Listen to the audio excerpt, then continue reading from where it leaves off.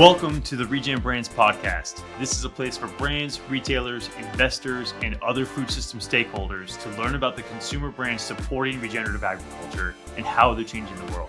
This is your host, Kyle, joined by my co-host, AC, who's going to take us into the episode.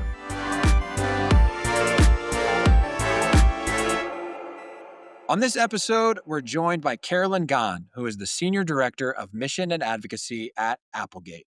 Applegate has just announced that they've achieved their ambitious goal to source 100% of the beef in their beef hot dogs from certified regenerative grasslands. By implementing this change, Applegate is helping to transition 10.8 million acres of grasslands to certified regenerative. Carolyn leads Applegate's regenerative agriculture initiatives, and she joins us to share how the brand has gone from a single experimental product to transforming its entire hot dog portfolio to be certified regenerative. We explore what made Applegate double down on ReGen even when consumers didn't fully understand it, and how this shift reflects the brand's long-standing mission of changing the meat we eat.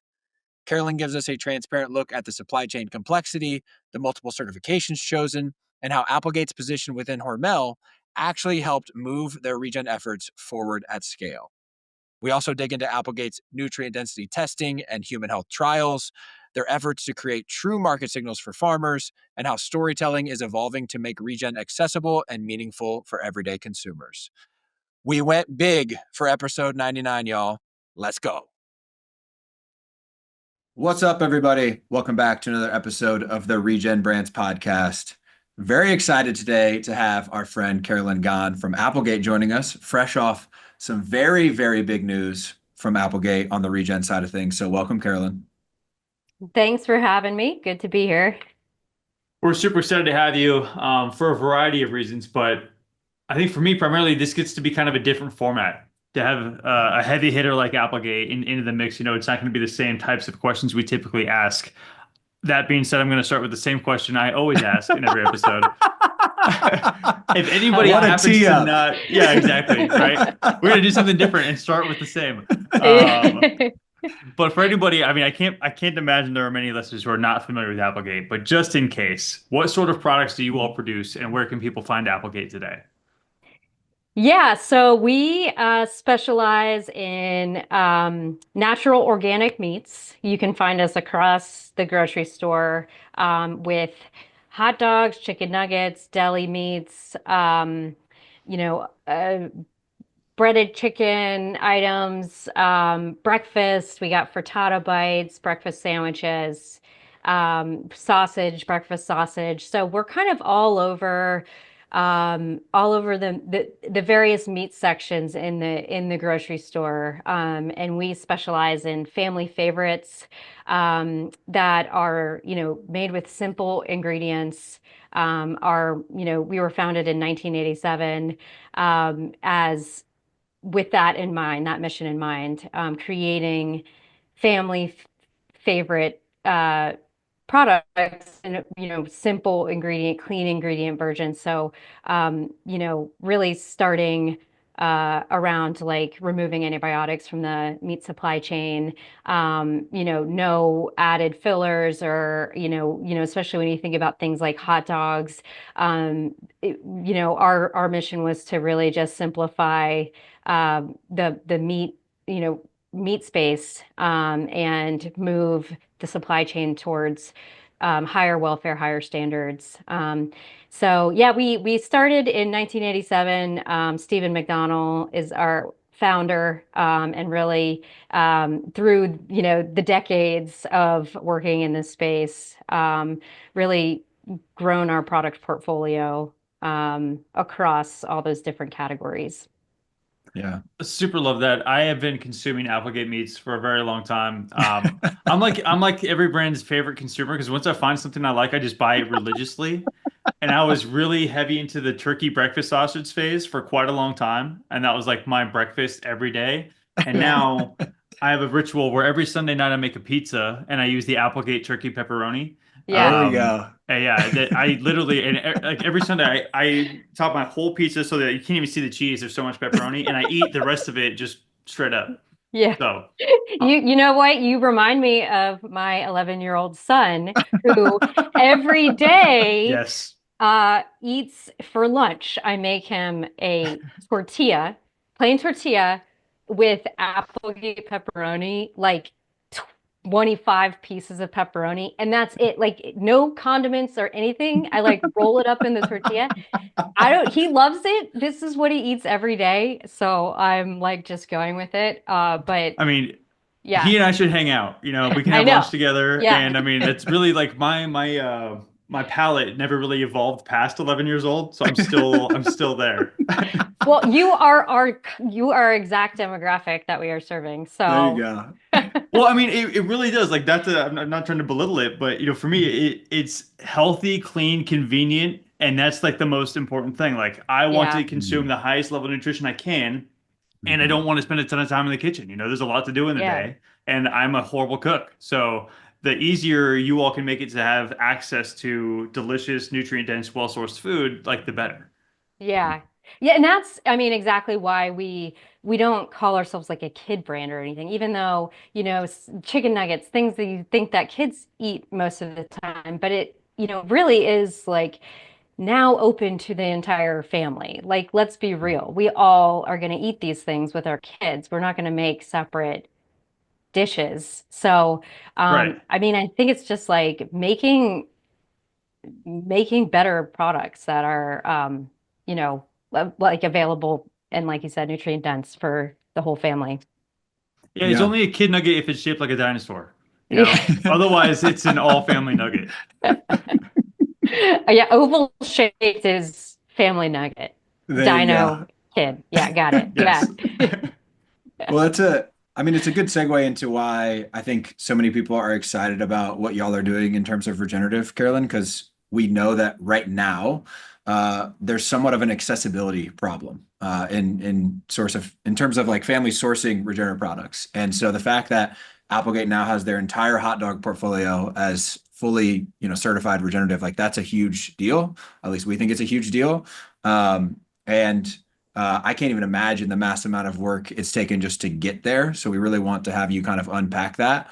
But, for us as champions of the space, like to have a scaled brand like Applegate that's now owned by a giant company like Hormel that's really committed to regenerative. And the slogan is literally, changing the meat we eat. And now that involves ReGen. Like those are all positive markers, I think, of that. This thing is real. We can do it at scale. So yeah, just super, super excited to have you on to talk about all that for sure. Yeah, no, it's super exciting, really fun and awesome to learn alongside many others also working in this space. As you well know, I mean, it's definitely not an individual feat, right? Like it's the whole Yeah. concept is collaborative. So, Mhm. yeah, no, it's really exciting and awesome to be able to venture into a, very big thing. Like it's like this is the Yeah. food system we all have been like striving towards, and now we have like an actual pathway to accomplish some of those things. It's just really motivating. Yeah. Absolutely. And you mentioned that one of the key differentiators for Applegate early on was the removal of antibiotics and hormones, right? And it feels like there's been an evolution within Applegate where you've continually evolved to improve the standards. How and when did regen become a priority internally? Yeah, so I mean, it probably was, back in 2020, we were just getting into this space. And I will say I've only been with Applegate for 2 years, so I'm not gonna take credit for, any of this. I mean, this is all definitely a multi-layered, multi-person effort. And so it really got, in 2020, um we started having the conversations with our beef suppliers and had beef supply some on a small scale we had beef suppliers ready to go, like already like really jazzed about this concept. And we were one of the founding members in the land to market consortium of brands that were ready to test this out. And so, one of our early on partners, and I know you've had Jamie Yeager on Hickory Nut Gap, we really loved working with them, especially as we transitioned to the EOV, working with them on the Yeah. EOV model and, um, you know, giving them space and time to transition with that in a way that made sense for their entire business. That we weren't thinking about exactly what we were going to do with that after. I mean, we have only a few products that have beef in our portfolio, and so it was like naturally hot dogs. Like, let's think about hot dogs. Like we beef, we got grass-fed beef. Let's go all in on the regenerative and start it, try a product out. Like, so let's create a new product that is regen and see how it lands. So, that's what we did. Do Good Dog was that product, a separate SKU. It had, land to market on the seal. We really told the story, um, grassroots style, really got out there and talked to people about regen, about what it was, did a lot of farmer interviews and really got good learnings from that. You know, we launched that in a few major retailers, Whole Foods, Kroger, HEB. Got great, feedback from them. Really, that was our goal to test out the market. Did insights, see what was hitting, what wasn't hitting. It was a great learning experience. It was fun and just gave us a good sense of where to go next. And I think that's, when you create a separate SKU, no matter what standard or certification you have on it, it's like it makes your supply chain challenged, right? Because you have to Yeah. segregate things, you have to have minimum order quantities, you have to, you know, work with everybody in your supply chain to make that segregated and make it make sense. And so, that is always going to be a challenge. And that was just one of the reasons why we took the findings and kind of went the opposite direction from what the data might tell us. Like it was like, oh, consumers don't, this isn't a familiar concept for consumers. They are not seeking out regenerative. They're not, really aware of agricultural practices. Seeing this on pack is not a buying decision for them. So all these things we learned and we got that from Do Good Dog.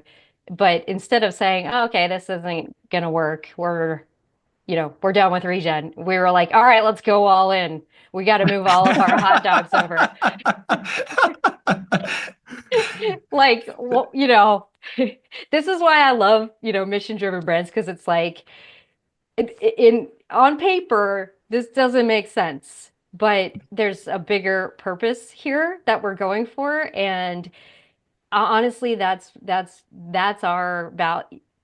We owe it to our consumers. Like they've been on this journey with us for so long. They expect us to be pushing forward. And so yeah, we we were like, yeah, we're all in. And then we started on the journey. And honestly, like if I have one more meeting about hot dogs, like I feel like my head's gonna explode.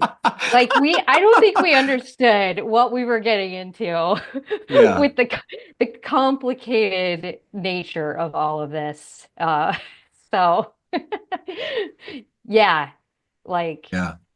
hot dogs. I mean, I'm like dreaming about hot dogs. It's just Yeah. crazy.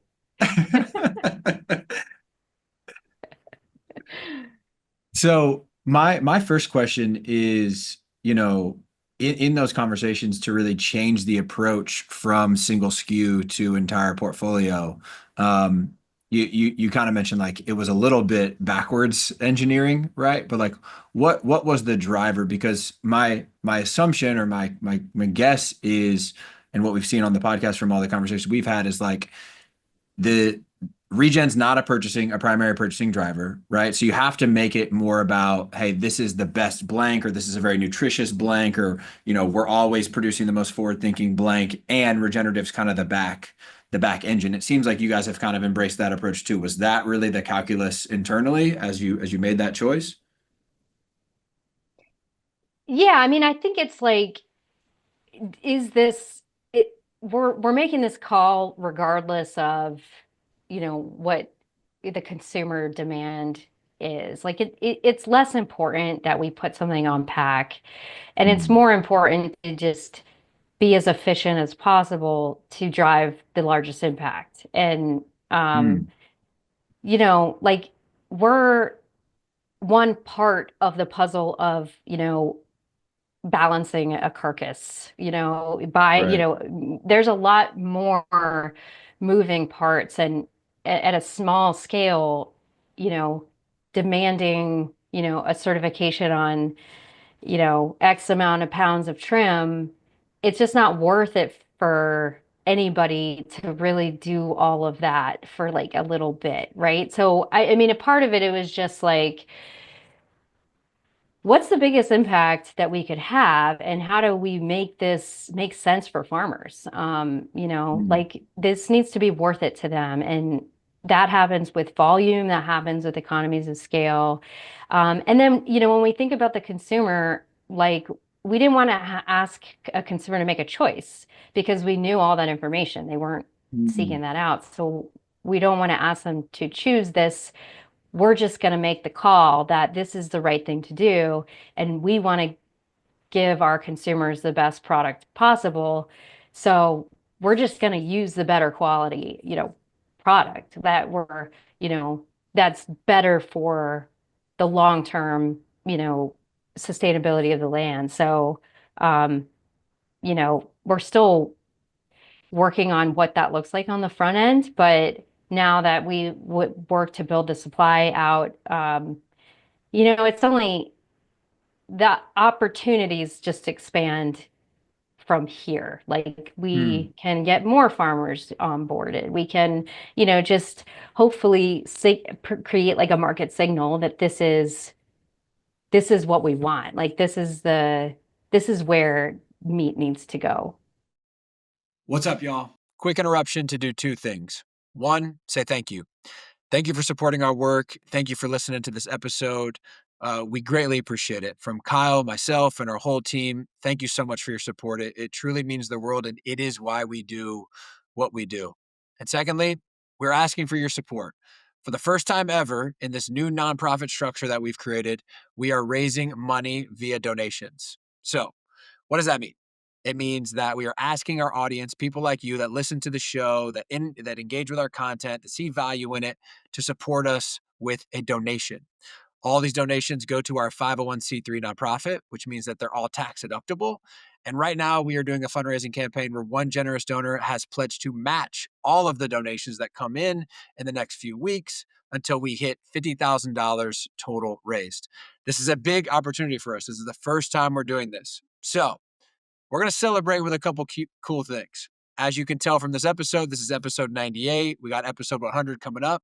So every single one of you that donates any amount at all will get invited to our community call that's happening here in a couple of weeks, where we are going to celebrate episode 100. We're going to throw a big party. We're going to have a lot of fun. We're going to have some very special guests. So any donation, any amount, book your ticket to our community call in a couple of weeks. Our other really fun incentives are if you make a recurring monthly donation of at least $25, you will be entered to win a epic 1,000 plus dollar valued giveaway of Regenerative products. We got some awesome stuff in there from Good Sam, Roots, Tomato Bliss, Kettle and Fire, all the amazing brands that you've heard on this podcast. Some epic regenerative goodness coming at you with a chance to win that. And then last but not least, if you make a $100 plus one-time donation, you'll be entered into a raffle giveaway for a Force of Nature Meats Grill Master Box. This is a $300 value with 16 items, some amazing regeneratively raised meat in there for y'all. So if you make a one-time donation of over $100, you'll be entered for a chance to win that box as well. So y'all, please support us if you have the means. We would greatly appreciate it. We've gotten to the first 100 episodes pretty much all on our own. We need your help to get to the next 100 episodes. So if you do want to support, you can go to donate.regen-brands.com/podcast. That's donate.regen-brands.com/podcast. regen-brands.com/podcast. We greatly appreciate you being a listener, a supporter, part of our community, and we would greatly appreciate your support. Thanks so much. I want to touch on a few things you mentioned, Caroline, because I think it's super, super important. And I don't know if you know this, but the first cattle supply team that Applegate used for the Do Good dog, Kettle and Fire actually sourced bones from those same animals. So when you mentioned like the whole Hmm. carcass utilization, similar Yeah. to you, if you're trying to buy trim, we can't go to a farmer and be like, hey, we want to buy your regenerative bones. Can you implement these practices? Because we're Yeah. just buying the bones. And Hmm. it's so awesome for an organization with the power, the purchasing power of Applegate to come in and help to create the market demand to spur these transitions on the actual, like on the land, to allow category adjacent companies like Kettle and Fire access to those regenerative bones. Because again, we can't spur that transition on our own. But Yeah. together, we get the opportunity to incentivize these farmers and ranchers to make the right decision. So kudos to Yeah. you all for leading the way there. And another kudos, like the fact that Applegate is like, hey, nobody cares about this. We're doubling down. We're going to make the whole portfolio regen is insane. Especially like in my mind, for a company like Hormel is the owner of Applegate, and for them to support that sort of initiative, I think just deserves a lot of recommend or what's the word I'm looking for? I lost it. The word is gone. Um, Acknowledgement or there you go. I was gonna say recommendation, and that was totally wrong. Thank you, Carolyn. Yeah, it deserves to be acknowledged. And it's amazing to see that kind of support from Big Food. I think it's commendable. That was the word I was looking for, commendable. There you go. Um, but I'm curious, once you had do good dog, and you There you decided, okay, go. we're gonna make the whole portfolio regen. How did you go about building out that supply chain and making all those transitions and just sourcing regenerative meat at that level? Yeah, I mean, and so, I mean, our whole existence has really been based around people in, lots of fashions, right? Like, of course, we're serving a consumer. We can't do it without our employees, but we, absolutely like rely on our partnerships with our suppliers. And our mission, changing the meat we eat, is it's to us that means like moving with the partners, not like dropping them, going to find the next like shiny thing and picking up, new partners along the. I mean, it's just kind of like we're going to work with our existing suppliers that we've have long-standing relationships with to move their farmers in this direction because they've been working really hard for decades with us and on their land and it's like we recognize the importance of those farmers getting premiums for the work that they've been doing Mm. they all are so invested in their land and that's why a farmer would choose to go regen, right? It's like it's really a farmer first concept and like to be able to say all right, like we're now going to recognize all of the work you have been doing and want to be doing for your land with a with a premium and Mm. so with with our organic suppliers they really loved the rock certification just as a standard they weren't they were already organic so that whole chain of custody piece all the paperwork that was not scary to them to have to do paperwork on that. What they really liked was like the social welfare piece of rock Yeah. and being able to have added mechanisms in there, like in the work with their farmers that they contract with. So we work with like the farmer aggregator and like they work with the farmers, but it's like they want to take care of the people too. And it just adds this like visibility of like, how are we taking care of people? Um, and Mm. so with our non-organic suppliers, so, and if I didn't mention this, we have two hot dog lines. We have a non-organic and an organic, Right. and we've transitioned them both to certified regen. And so for us, that means the third party certification.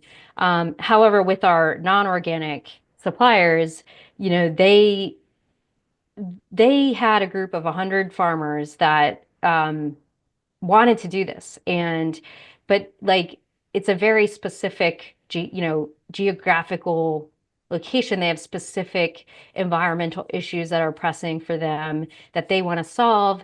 It's like they know better than anyone what needs to be in a standard. And so they came together in like a big working group and built out this standard that's publicly open. It's like a tiered model to allow farmers to take the steps to get higher, and it fits in with the bigger business model that they have together. So it's like the supplier has they have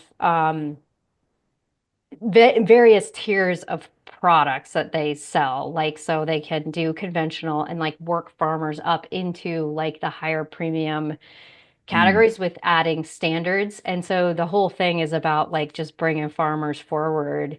Um, and then so with the non-organic standard, it's like then you give that to a third party to then do the auditing. So it's not, just any old person in the company saying, all right, check box checked. It's, a yeah. third party that's going out and checking. And so that was a situation that really worked for the farmers, and made a ton of sense for them. And again, like you're talking about with the carcass utilization piece, I mean, it's got to make economical sense. Like if they can't move the rest of the animal, they put all this effort and money in, and if they can't get a premium on the Mhm. whole thing, it's just that it all breaks down, like economically. And so I love what you just said, and I mean, I have loved that story that Kettle and Fire is this awesome brand, like the bones. We've also worked with fashion brands, and Mhm. that's an awesome story too, because they'll say the same thing. It's like buying hides, like no one's going to change their production system and standards to get a certified regen hide. You know what I Right. mean? Hmm. They got to sell the meat. Yeah. So, but being able to partner up with, across the, different industries to, because we're all creating this new supply chain and we all have to kind of go together to make sure it's balanced. And there is a market for those hides, and there is like, a pet food company on that Mm, is buying. So it's like that's how this is sustainable, and we feel like also accountable to making sure that all those pieces get put together because we have asked our farmers to do this. So we need mhm, Hmm. to make sure it's gonna work for them as a holistic system. mhm.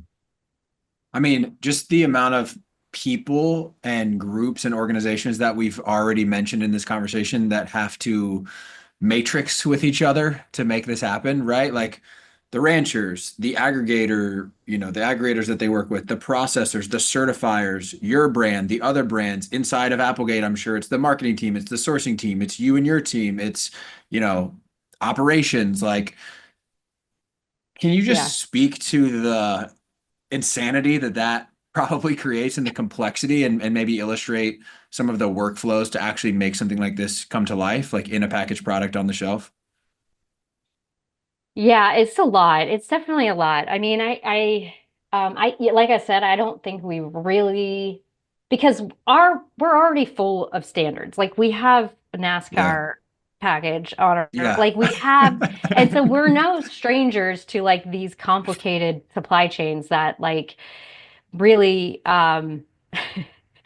you really put yourself in a box with every standard you have, which is okay. It just requires like a ton of planning. And so, Mhm. I think just adding a new one, I don't think we understood how it would become so much more complicated. But it, yeah, it really, I don't. and I honestly can't even put my finger on why it's been really complicated, but it's taken everybody in our company. It's taken everyone in the, our suppliers company. I mean, all the partners involved have been doing a lot, just from compliance to, you know,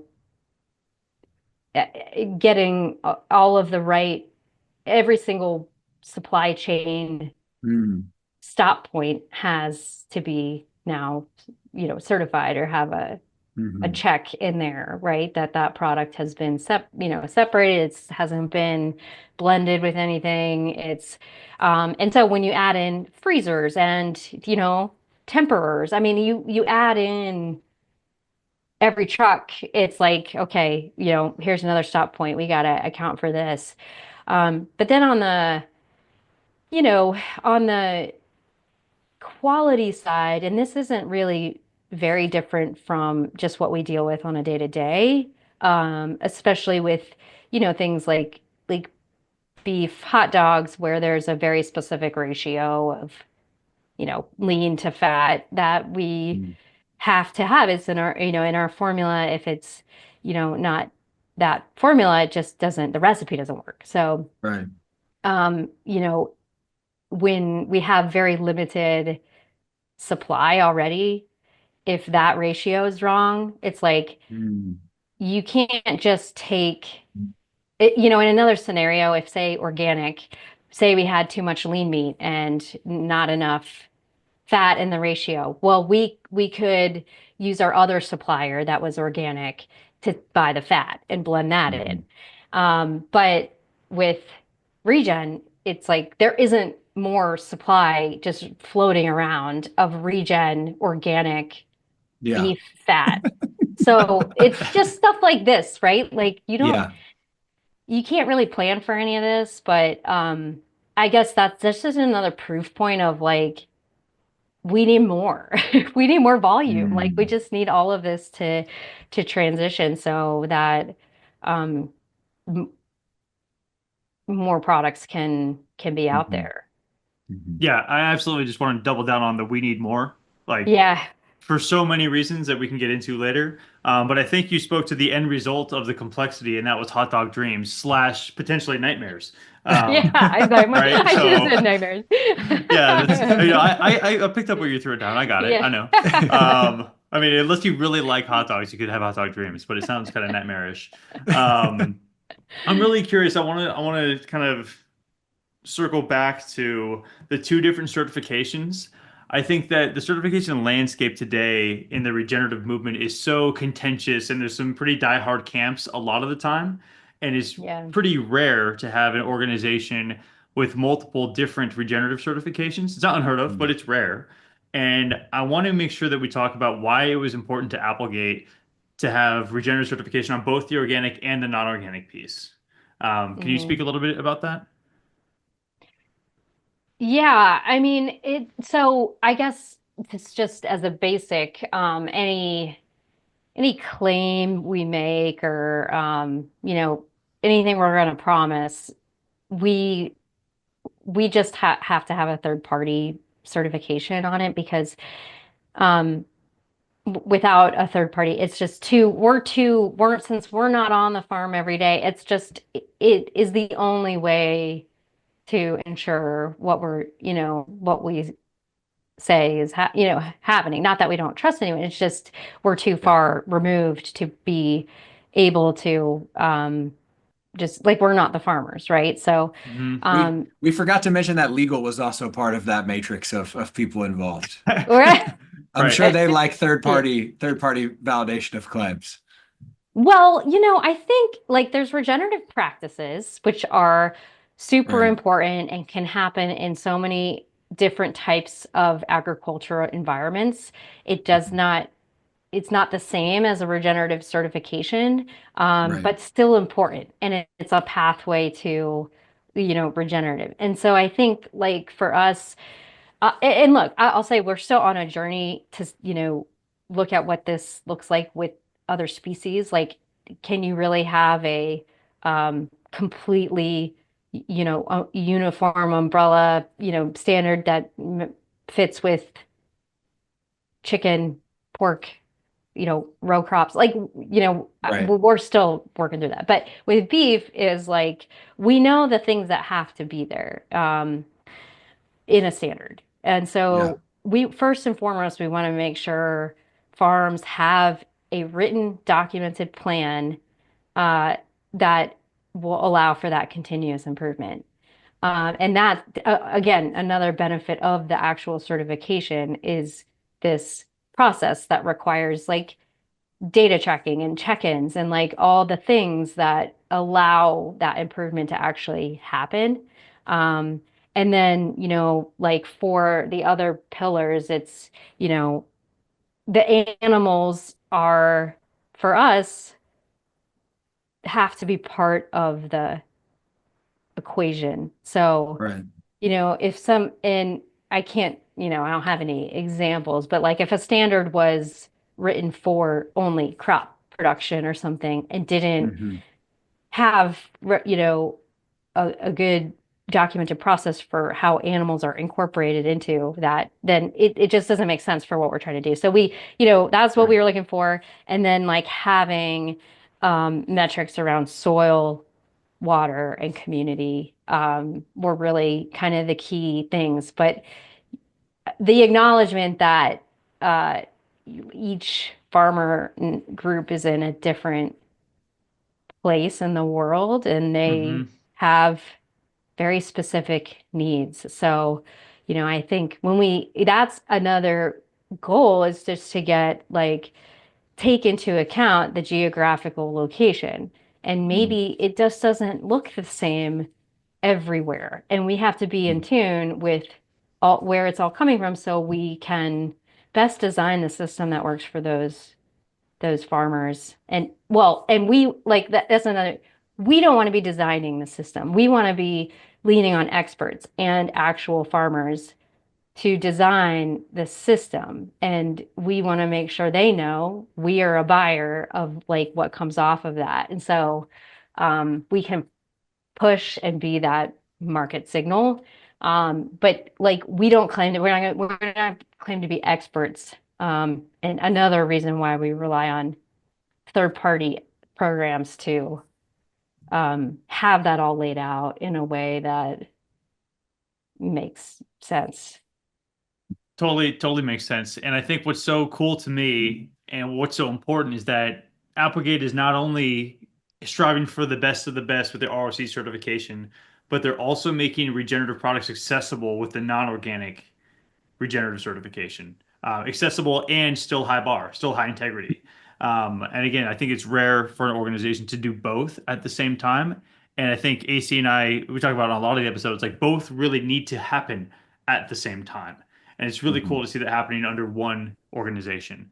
Um, we touched a little bit before on how man, I'm really struggling with You can Too Good Dog. call it the goo goo dog. I think Yeah, Goo that's Goo call it the Dog? awesome. Goo Goo Okay. Dog. Yeah, there you I was go. also thinking to myself earlier, like we need a lean dog. Somebody needs to make a lean dog, like a less fat dog.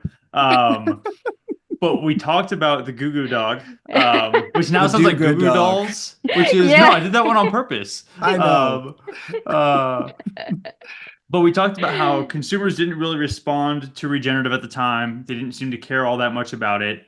And I know that there's been a pretty interesting nutrient density study taking place within the Applegate ecosystem. And AC and I are both big proponents of the theory that that is what's going to unlock the regenerative interest for the market. So tell us a little bit about that study, why you all are doing it, and what sort of results you can share so far.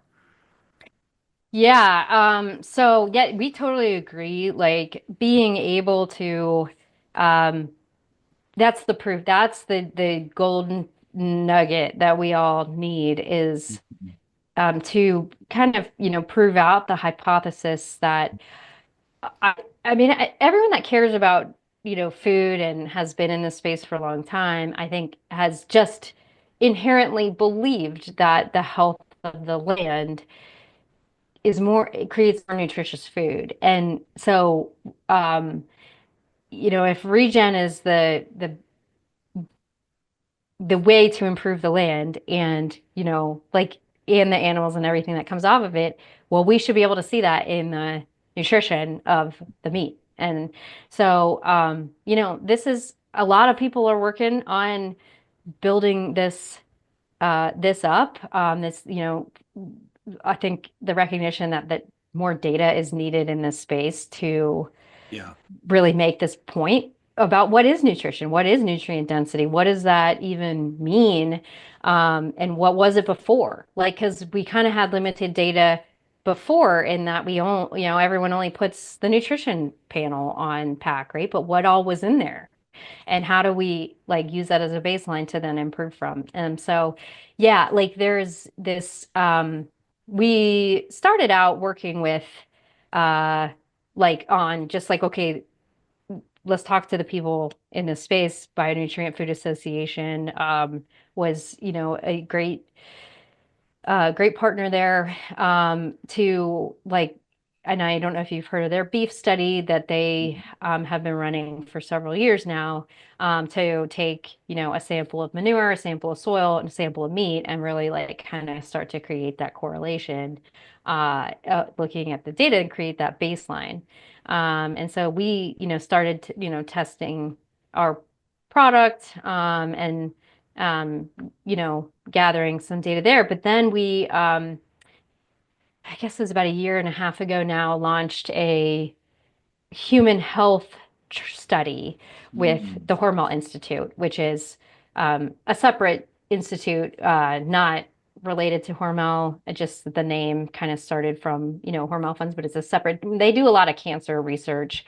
Um, and so we worked with them to develop a study that would measure human health biomarkers when the study participants consumed a diet of grass-fed, organic, regenerative beef versus conventional beef. Um, I don't mean to and- interrupt, but I'm just sad that I wasn't part of that study on the regenerative side, Like, oh yeah, pay me to yeah. eat like the best meat around and take my blood test. Sure, cool, sign me up. Well, I will say that we had to make all the meals and like freeze them. So Wow. everybody was eating the same thing. Hmm. Um, and I'll also say that the study was run in the Midwest, and one of the criteria for the participants was pre-diabetic. So Mm, we Wow. were already, so we kind of had to uh, I mean, like tenderloin steak wasn't a part of the right, study. right. But um, yeah, so we're kind of coming up at the tail end of that, and they're like in the process of bringing all the data together to see what does it show? It was, a big enough sample to help us understand where to go next once we get the information. Like, what question marks are there still, do we still have after seeing this, and where do we do more research the next time? Mhm. Um, yeah, so like hopefully it gets us on the right track, but it's definitely, I don't know, when you start thinking about nutrient density, you're like, wow, we are all in it for the long haul. Like this is not something that's going to be solved Yeah. tomorrow.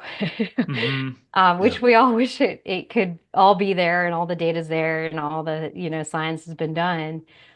But that's just not the case. But I think that, that's another area where I think brands can really come together and invest together in because research is freaking expensive, guys. Like it's like, Yeah.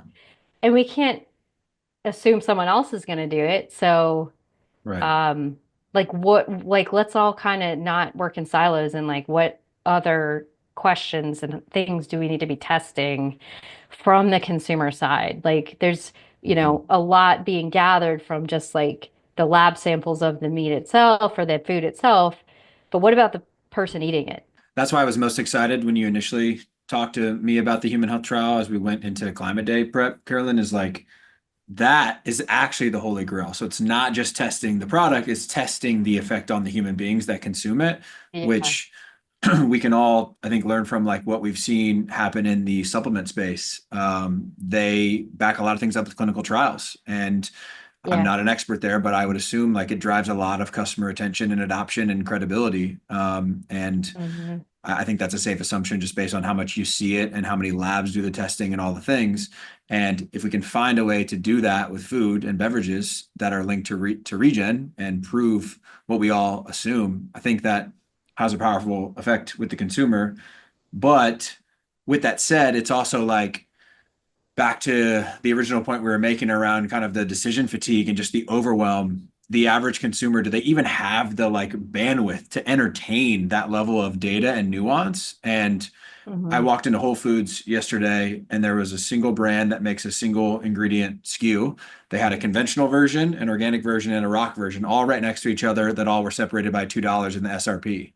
And I'm like, man, you're really making it hard here for a consumer to just understand all of this and really Yeah. make the best decision. So I love that y'all have really eliminated that with the hot dog choices, right? And it's just the typical bifurcation that the natural shopper would see, which is organic, non-organic. Um, Mhm. but when you talk to the marketing team about like what you guys are going to do now, before the nutrient density data is there, before the human health trial data is there, I think you mentioned in a previous conversation that like consumers understand biodiversity, they understand bumblebees and pollinators. What is your marketing team like focusing on as y'all start having these regenerative SKUs hit shelf at retail, like via social or in store from a promo perspective? Yeah, yeah, and we're definitely still trying to land on the best, the Yeah, best approach with consumers. But with beef, I think it's kind of a good place to start because consumers, grass-fed was always on the label, and right. that is a claim that consumers really are looking for. I mean, that's a Yeah, big priority for them, and right. so they're already like kind of there with this because they're connecting grass-fed with their own nutrition. And so, Hmm. I think like what are those kind of proxies that we can build out further? And when I think about it, it's like, have we all like really told the best story about grass-fed? Like, I think there's more we could unpack there. Yeah, And like we could talk about the omega 3/6 ratio that in the grass-fed context, even though it's like the nutrient density conversation, but they're already kind of at the table. So maybe, that's a, good proxy for beef. For other things, it's like, what do consumers really understand and care about? And it's, they get biodiversity, they get wildlife, like they get mm, that, there's a balance in nature. And so I think like the pollinator biodiversity conversation is, and I want to be careful because I don't want to simplify, right? Like we don't want to right. be totally like simplifying a really complex topic, but like I said, like I do think it's a farmer first concept. And we all like kind of went pretty far in like the consumer, what's on pack, but it's like maybe we were Yeah. talking about that too early because there's still a lot of work to be done on the farmer, the farm side of things. Hmm.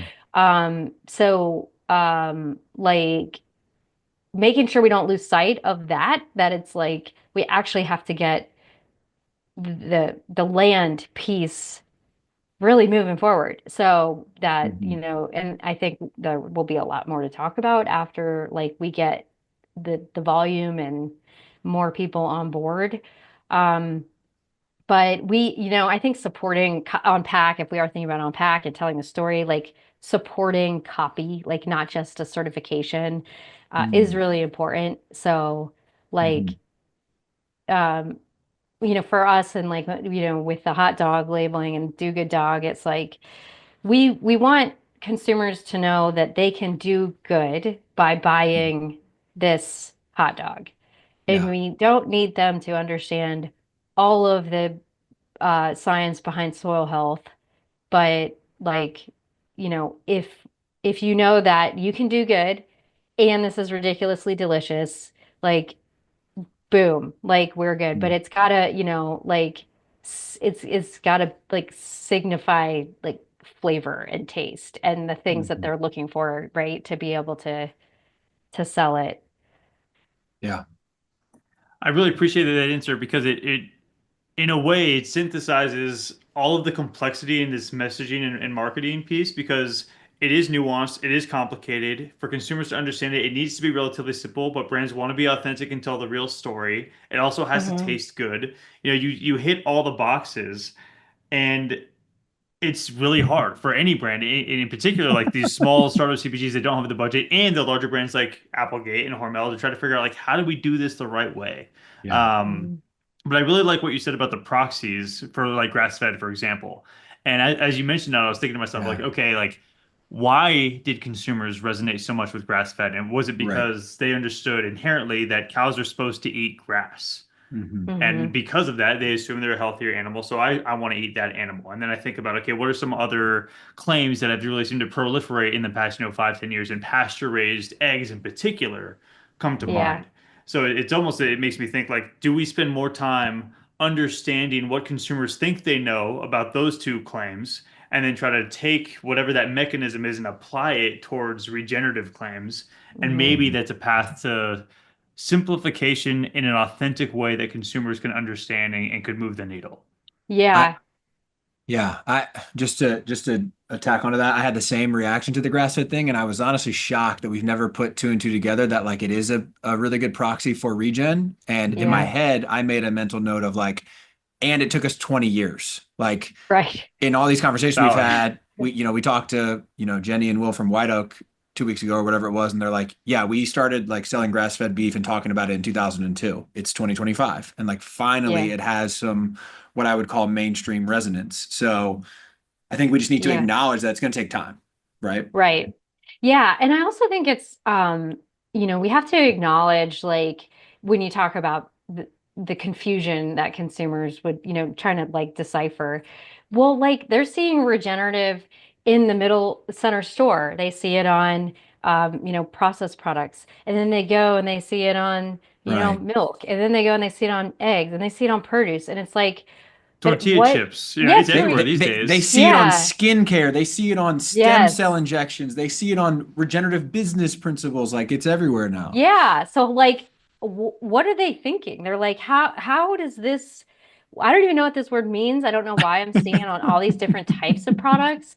Like they probably like they're like, okay, I think it means this. And then they go see it on some other product that has nothing to do with what they thought. And they're like, well, I don't freaking know. Like Mhm. now my whole hypothesis is thrown. So I think we have to just like acknowledge like how fast we kind of like ask them to get Right. to where we're at without providing, and I'm no fault to, to brands or anybody. It just kind of maybe is the same as how other certifications rolled out, where it's just kind of chaos for a little bit and then Yeah, the Yeah, I education think can so. happen. in addition to the myriad of ways people are introduced to this term that you just laid out, each one of those brands, companies, categories may have a different attribute that they're linking towards regenerative. You know what I mean? So to your Right. point, the Yeah. consumer's got to be overwhelmed and confused. And Right. I would love to figure out like how we get access to that data. So to your point, like what are they thinking? What do they think this term means, and how can it apply to all of these different things? Yeah. Yeah. And we definitely, in our consumer research, we definitely got that back. Like Mm. they, there's a disconnect between the products they see it on, So, I mean, not only is it a concept that's difficult to understand, but the fact that it's on all these different things. I mean, that was feedback we got in our research. Well, and we've, I think we all have seen this, but just rock is great because it's sitting right there next to organic. Organic is in the name, and Right. consumers already understand and they buy organic because of what it does for their own health. Like they're buying it for the health of their family, and then Right. they're less so about some of the environmental pieces, but like I think they're familiar with it enough to know that there's this environmental component. So having rock associated with organic just helps consumers like know there's a benefit to them. Yeah. It's a massive advantage, I think, for Rock as a certification body and for the brands and products that have the seal, like you said, because Yeah. it's one of the most trusted and recognized labels in food in the country. Yeah. And I also think that entire conversation that we just had underpins like shameless self-promotion, like what we're trying to talk about with the coalition, which is if these groups that are talking about this thing differently and should talk about it differently based on their ingredient and their products don't come together at the high level of consumer awareness from a literacy standpoint and work with the retailers to build that, like we're never going to bridge that gap to where it becomes still this rightfully disparate thing at the point of purchase by the individual product, but has this overall easy to understand harmonized halo on top of it. Mhm. So yeah, I Yeah. mean, we're the people trying to make that happen. So it's easy for me to biasly say we got to do that. But like, I just, every Yeah. conversation we have, it feels like it's like, yes, we have to do that. Yeah. Well, and I also just want to add, like, I don't want to only acknowledge the consumer facing products in Mm, this because we need all food to be regen, not just the mhm, ones that have labels on it. And so, mhm. Yeah. how do we talk to farmers who knows that they're, what they're growing is never going to go into a packaged product? Right.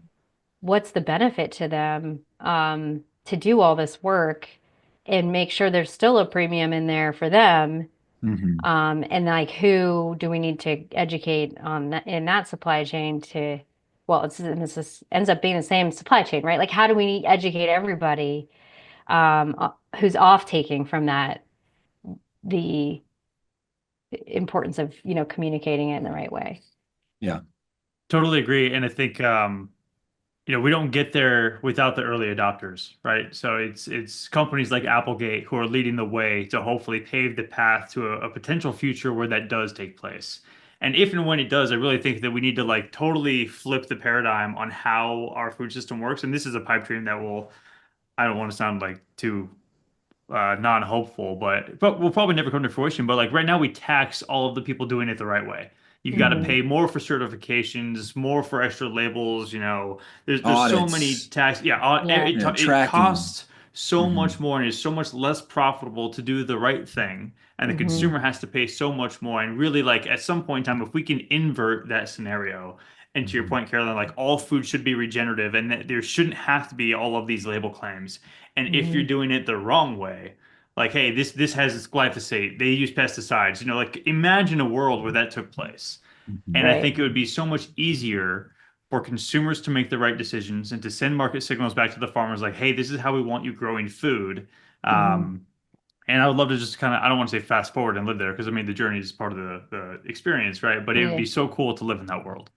Hmm. Yeah, I totally agree. I mean, it's really comes back to externalized costs and why we're in some of the mess we're in. And yeah, I mean, it shouldn't.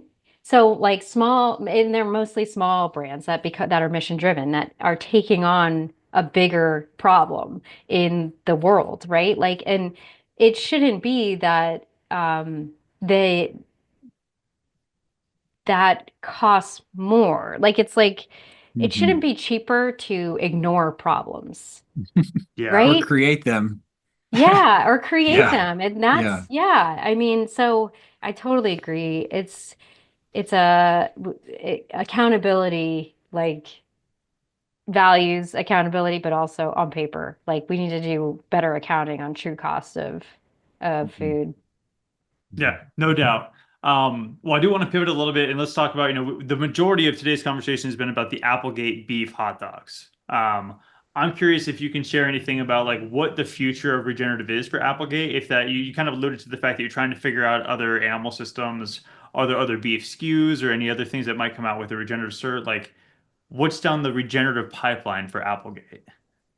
Yeah, yeah. I That mean, isn't top secret because I'm sure some of it you can't share, but yeah, I mean, no, it's really, again, it's the like we're definitely on a journey. We're not claiming we've, solved this. And I mean, I've found a lot of, solidarity in talking with other brands, that are in the same, asking the same questions, so that we can kind of, really think about this in the right way. With beef and like, it's grass-fed beef is a closed loop system. It's, Mhm.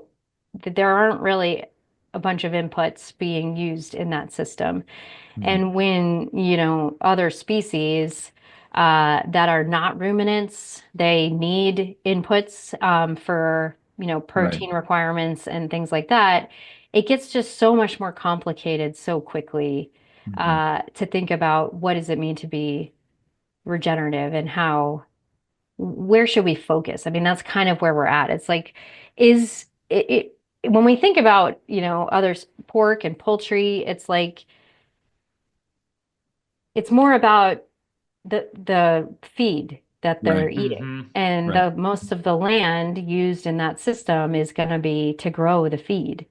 And Mhm. so when we think about like where our focus should be, that is a there's so many ways to tackle that. And I think that's kind of like where we're at now is like what is the biggest problem with feed? We're not like trying to pedal to the metal, try to get regenerative, certified on everything. Like it's again, like it's not the most important thing to have the seal on it. So what problem, environmental problem, food system problem is the biggest issue, like when we think about feed? I mean, there's so many things, right? So it's like we want to talk to, um, you know, the experts on the ground in the geography that we're looking. It needs to be specific to where we're sourcing from and identify what that is. Like, is it water quality? Is it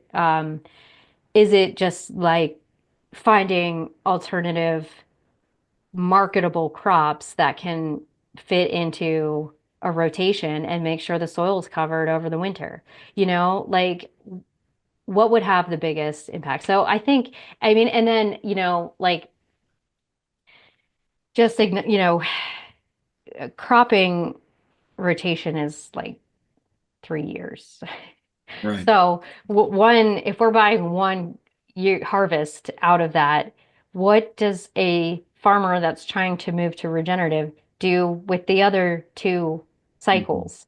Like, is Mhm. somebody promoting regenerative practices on those off years? Like, we have to partner with others on this. So, uh, yeah, I'm not really directly answering your question, but it's because it's like complicated. Mhm. I think you are, and you're acknowledging why it's such a difficult question to answer, which I think is really important. And when I think about how we consume food today, when we go to the grocery store and we purchase a product, it's so easy to forget how complicated all of this is. And I can't help but Mhm, think back to like, in my mind, like, how did we get here? And it's specialization and centralization, right? Whereas, maybe 100 years ago, if somebody's raising chickens, they're growing their own chicken feed, and many more people are raising chickens, and you don't have these centralized systems, and mhm, nobody's super specialized. Um, and now trying to figure out like how do we do this the right way in this specialized, centralized model becomes an increasingly difficult question to answer. Mhm. mhm. Yeah, I like how you led with like context and producer dynamics and like actually solving problems on the ground. I think it'd be super easy for someone like Applegate to say, "Hey, we're one of the top premium meat brands. We think rock is the future of premium meat. We just want to get as many rock SKUs created as possible because it's a very consumer driven kind of thing." Or whatever. Like it's this much of a premium price and it's this much lift. Instead, you're like, no, these other, monogastric species, there's all these dynamics with feed, and that affects the acreage, and that affects like land transition and farmer economics. So I really appreciate that you're kind of leading with that, because I think it's going to fundamentally solve the problems better and for a longer term. And two, like if we don't solve that, the product on shelf is a fool's errand anyway, because it's just not going to last, or it's not gonna really be successful. So yeah. Yeah. Yeah, it's so true. I mean, and again, this is where it has to be a collaborative Mhm. thing. It's and then yeah, that's why it's like so complicated and hard because it we need to have standards. Standards are super important and they need the a standard is a standard because it's the same everywhere, right? Mhm. And so it's just like shoot, but like now we're talking about a concept that is inherently not the same everywhere. So what do we do with this? Correct. Yeah, well, and that's part of why I think that the savory model, the EOV, is so interesting because it focuses on, okay, like we understand context is different, and we're going to focus on the outcomes. So the practices may vary given these different animals, crop types, physical geographies, soil types, whatever. But we're going to focus on the outcomes and make sure that whatever practices are taking place in a regenerative fashion, we should be seeing these increases in specific metrics like soil organic matter, water infiltration rate, and so on and so forth. Yeah. So that's a really interesting model, and I'm inspired by that framework they put together. hmm Yeah, I do love the EOV model for that exact reason. And just having the outcomes built in, to the process, it's all about the outcomes. And I think it's all such a long game when we talk about outcomes. So everyone's got to be a little like think a little differently about how to communicate this, if not like, oh, we've improved soil carbon by X amount this year. I mean, it's just like not that short of a timeline, right? So Right? how do we talk about like the journey to the outcomes in a way that's compelling and really can help people understand what's going on? Yeah. Carolyn, this has been a super fun conversation. We will end it with the final question that we ask everybody, which is kind of a daunting one, but we've been prepping you the whole episode. How do we get ReGen brands to have 50% market share by 2050? Oh, wow. Geez. I guess I'd say, farmer first, like keep the farmer first mentality. Like, let's do what works best for farms, and then it kind of will normalize. Like, it should be normal in the supply chain to do that. And to do that, we need scale. I don't disagree at all with what you're sharing, and I think it's so refreshing to hear. I mean, Applegate might be the largest brand we've had on, or one of the certainly like top 5. Probably, yeah. And for your answer to be farmer first, I think speaks to the level of authenticity in your dedication to this movement. I think consumer is super important, but to your point, like if the farmers aren't growing it, it's never going to happen.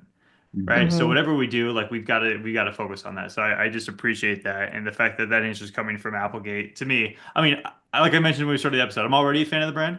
I'm gonna have to start buying like 2 packets of pepperoni for every pizza now and just doubling up. I don't know what I'm gonna do to support, but you gotta buy some hot dogs, bro. Come on. I need a lean dog, man. I can't eat that much fat.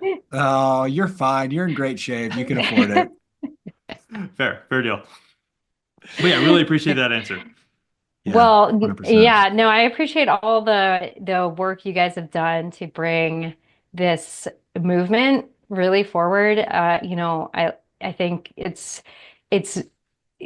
collectives like this that really allow this to grow and blossom. And we're very thankful that you've done all this work to get us here. So thanks so much. And I mean, Kyle, I'm going to be going to get some broth and making some goo soup.